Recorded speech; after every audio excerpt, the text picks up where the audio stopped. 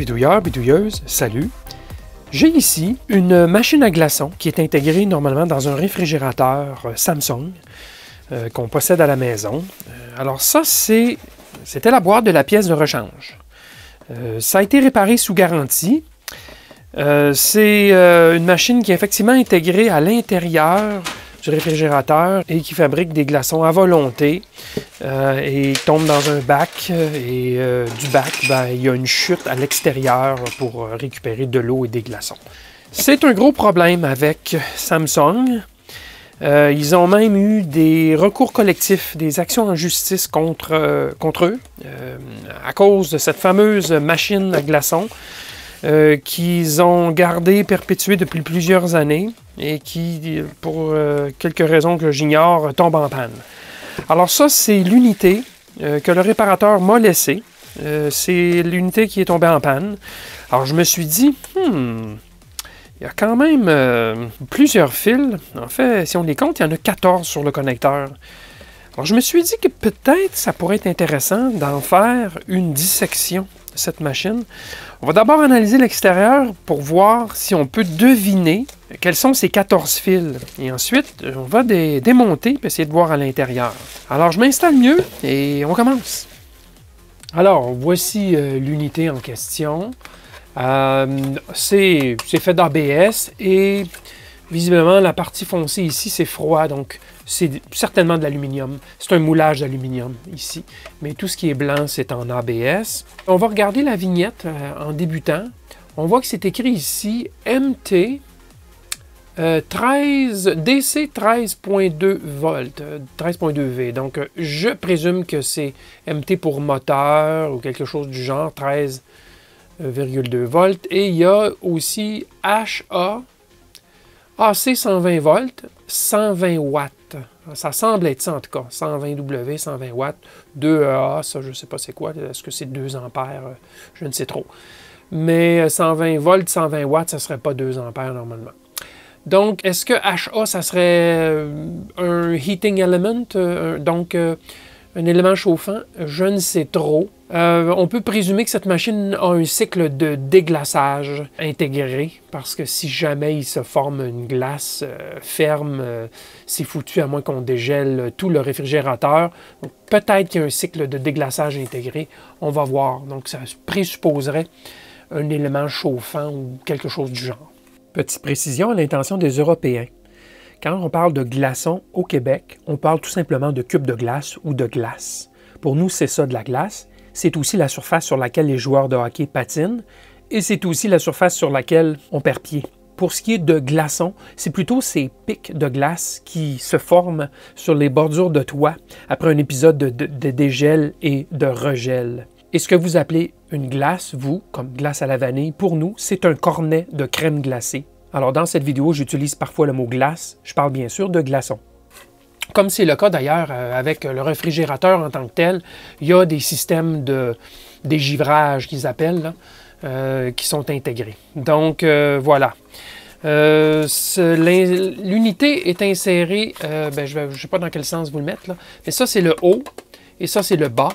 Donc l'unité est insérée et vissée, parce que ce n'est pas quelque chose qui se retire facilement, là, dans le réfrigérateur et c'est caché à l'intérieur. Et le bac de glaçons se trouve en dessous ici. C'est un tiroir qu'on peut tirer pour retirer le bac. Alors la machine est au-dessus du bac de glaçons et visiblement les glaçons tombent de cette chute ici jusqu'au bac à côté de la machine. Le bac étant plus large que la machine elle-même. Alors qu'est-ce qu'on voit? On voit qu'il y a des doigts ici et ces doigts-là, c'est un axe qu'on voit ici. Donc, il y a un moteur qui fait tourner ces doigts. Et visiblement, ce sont ces doigts qui expulsent les glaçons. Donc, la machine fabrique 6 glaçons qui sont expulsés au fur et à mesure que les glaces sont prêtes. Pour avoir écouté à l'oreille sur le réfrigérateur pendant que le cycle fonctionne, ce moteur tourne tranquillement. J'ai même mis ma main dedans à un moment donné et je sentais un léger avancement très très lent des doigts. Donc, est-ce que les glaçons sont d'abord formés et ensuite les doigts poussent? J'ai l'impression que c'est comme ça et non pas que les glaçons sont formés au fur et à mesure que les doigts poussent sur les glaçons. je ne vois pas mécaniquement comment ça pourrait fonctionner. Bon, quoi qu'il en soit, on continue avec le parcours extérieur. Ici, on a un bouton, c'est ce qu'eux appellent un bouton poussoir de test. Donc, une fois qu'on démarre le réfrigérateur ou on démarre la machine à glace, on appuie ici, on entend une petite tonalité et quelques minutes plus tard, la machine doit cracher quelques glaçons. C'est comme un cycle rapide pour prouver que la machine fonctionne bien. Et ça, avec cette machine-ci, ça ne fonctionnait pas. Alors, pour vous donner un petit peu le pedigree, avant que je l'oublie, la machine, le réfrigérateur, on l'avait depuis 2 ans. On partait en camping et j'ai dit, pourquoi laisser la machine allumée? Il y a un risque de dégâts, d'inondations et ainsi de suite. Je me suis dit, pourquoi ne pas tout simplement éteindre la machine? Alors, c'est simplement on-off sur le bouton de contrôle du réfrigérateur. Là, on n'a pas rien d'autre à faire. Une semaine plus tard, je suis revenu, j'ai rallumé la machine. J'ai vidé la vieille glace, bien sûr. Et rien. Elle n'a jamais refabriqué de la glace. J'ai tout essayé. J'ai dégivré le réfrigérateur, éteint le réfrigérateur pendant 24 heures. Tout essayé. Rien à faire. La machine ne voulait plus fonctionner. Donc, j'ai fait un appel de service et par chance, j'avais pris une garantie prolongée, ce que je ne prends jamais habituellement. Mais sur des appareils électroménagers assez complexes comme ce réfrigérateur, bon, on m'avait fait une offre qui était alléchante au niveau de la garantie. C'est une garantie de 5 ans. Je l'ai prise et j'ai été couvert parce que cette machine, c'est quelques centaines de dollars.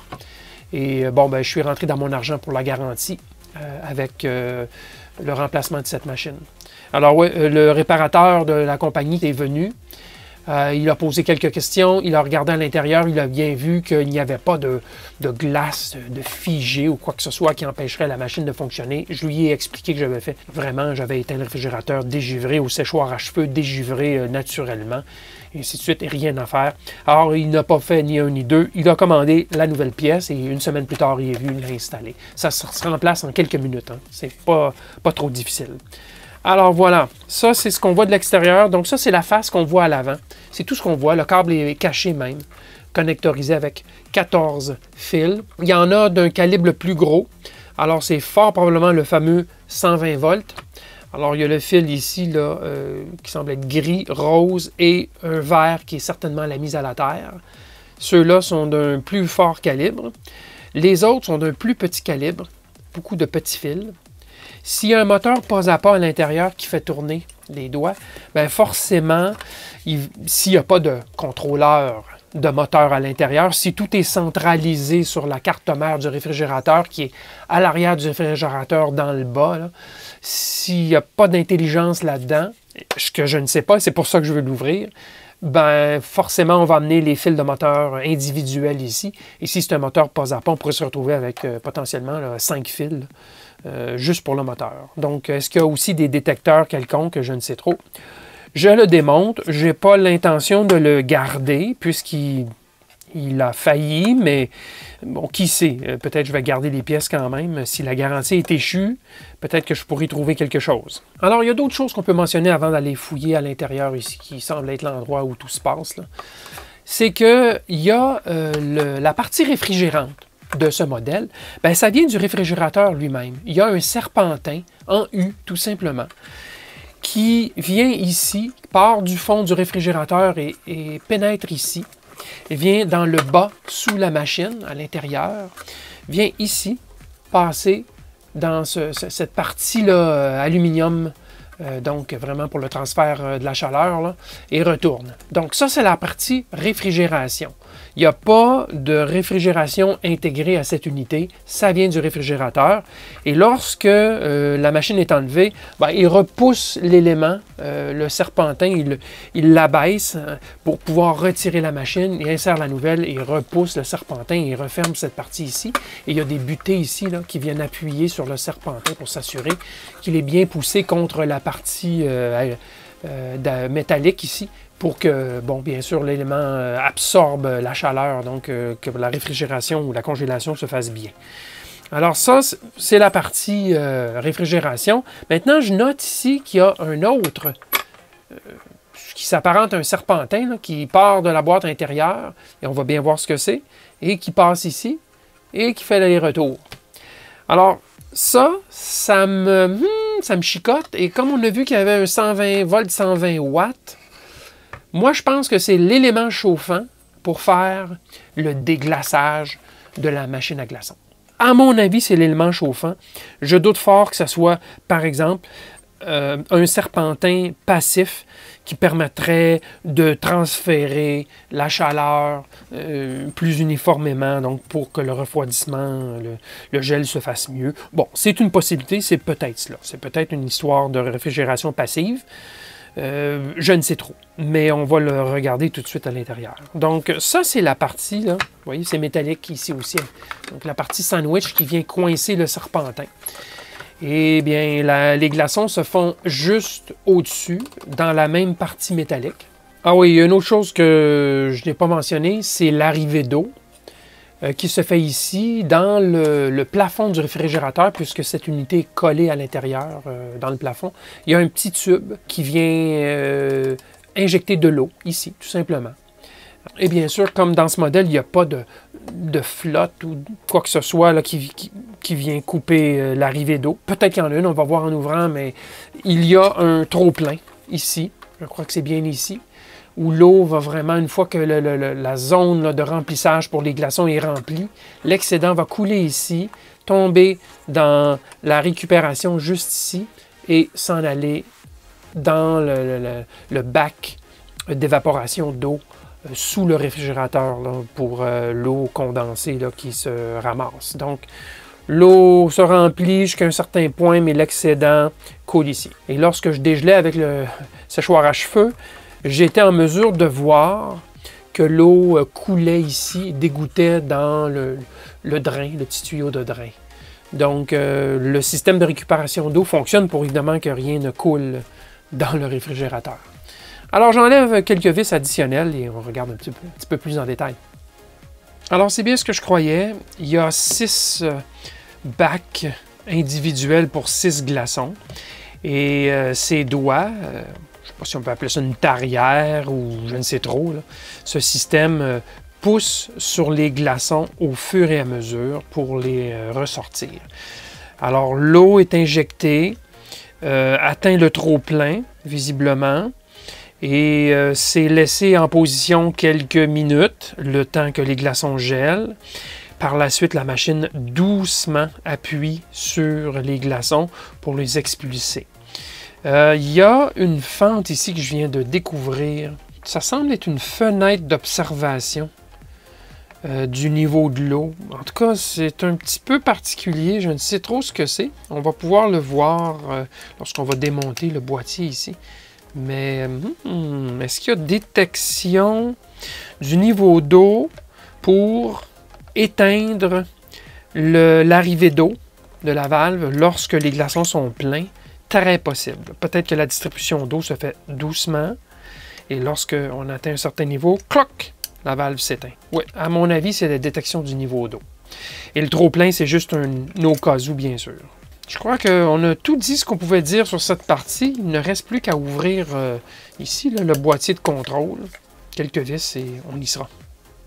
Alors voilà, une fois ce petit boîtier retiré, on voit mieux l'intérieur de la machine et en effet, c'est ça. C'est un élément chauffant dans le bas. On voit bien les deux extrémités. Et il y a ici un engrenage et je fais tourner la fameuse tarière et vous voyez, l'engrenage tourne. Alors, c'est un moteur pas à pas qui a du découplage. L'autre chose que je peux mentionner, c'est qu'il y a effectivement le fil noir que vous voyez à gauche, ici, juste ici. C'est vraisemblablement le détecteur de niveau d'eau. Ça peut être un détecteur résistif, hein? C'est juste 2 fils. Donc, c'est probablement quelque chose du genre, un détecteur résistif pour le niveau d'eau. Quoi d'autre? La mise à la terre, c'est-à-dire la partie d'aluminium reçoit la mise à la terre. Et maintenant, il nous reste qu'à regarder dans l'autre petit boîtier. Ouvrir cela pour voir qu'est-ce qu'il y a dedans. Ce que je n'ai pas fait. Et voilà. Oh, c'est très découplé. Il y a beaucoup d'engrenages. Un ici. 2, 3, 4, plus le moteur, donc plus 5. Donc, il y a 5 engrenages, plus un petit moteur pas à pas. Donc forcément, pour expulser la glace, je comprends que ça nécessite une certaine force si la glace est un peu collée. Sinon, le moteur serait trop gros, je présume. Et il y a une plaquette de circuit imprimé. C'est essentiellement passif. Oui, il y a le moteur sur la plaquette. Je vais retirer la sonde ici. Je ne sais pas si je vais être capable de retirer la plaquette si simplement. Je tire. Ouf! Oh, le moteur, c'est complètement débranché de la plaquette. Oh bon, ben c'est la fin. C'est la fin du moteur.